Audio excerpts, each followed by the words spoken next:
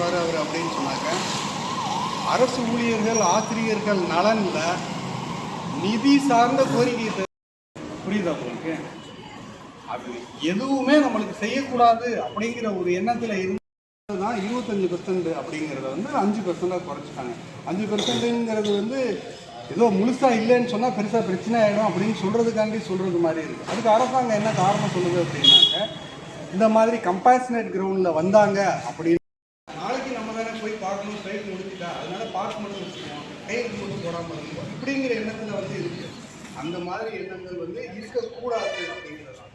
So ஓய்வூதியம் எதுக்கு கொடுத்தாங்க அரசாங்கத்தில் அப்படின்னு சொன்னாக்க, நம்மளோட நாள் ஏதோ ஒரு ஆய்வு கூட்டம் இல்லை யாரோ ஒரு முக்கியமான பிரமுகர் வர்றாரு அப்படின்னு சொன்னால் நமக்கு அந்த எண்ணம் தான் மேலே இருக்கும். அங்கேயும் நம்ம மனசு முழுசாக இருக்காது.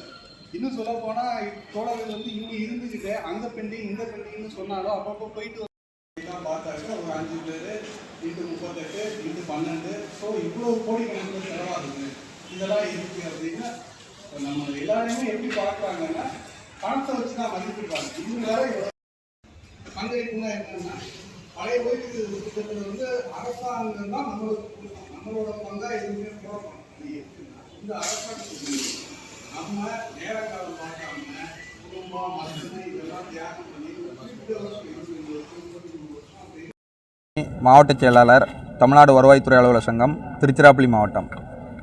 தமிழ்நாடு முழுவதும் பணிபுரியக்கூடிய வருவாய்த்துறை அலுவலர்களின் வாழ்வாதார கோரிக்கைகளை நிறைவேற்ற வலியுறுத்தி கடந்த 3 தினங்களாக தொடர் பணிப்புறக்கணிப்பு மற்றும் காத்திருப்பு போராட்டத்தில் ஈடுபட்டுள்ளோம். திருச்சிராப்பள்ளி மாவட்டத்தில் ஏறத்தாழ 450க்கும் மேற்பட்ட வருவாய்த்துறை அலுவலர்கள் தங்களது பணிகளை முற்றிலும் புறக்கணித்து இப்போராட்டத்தில் எழுச்சியாக கலந்து கொண்டுள்ளனர்.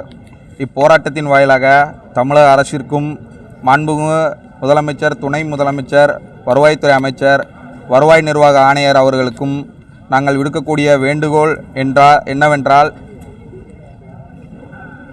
முன்கள பணியாளராக பணிபுரியக்கூடிய வருவாய்த்துறை அலுவலர்களின் நீண்ட நாள் கோரிக்கைகளான அலுவலக உதவியாளர் பணியிடங்களை உடனடியாக நிரப்ப வேண்டும், பேரிடர் மேலாண்மை பிரிவில் கலைக்கப்பட்ட 97 பணியிடங்களை உடனடியாக வழங்க வேண்டும், பணியிடம் குறைப்பு நடவடிக்கையை உடனடியாக கைவிட வேண்டும், எங்களது மாநில நிர்வாகிகளை உடனடியாக அழைத்து பேசி அனைத்து பிரச்சனைகளுக்கும் உடனடியாக தீர்வு காண வேண்டும் என்பதை இதன் மூலம் நாங்கள் கேட்டுக்கொள்கிறோம்.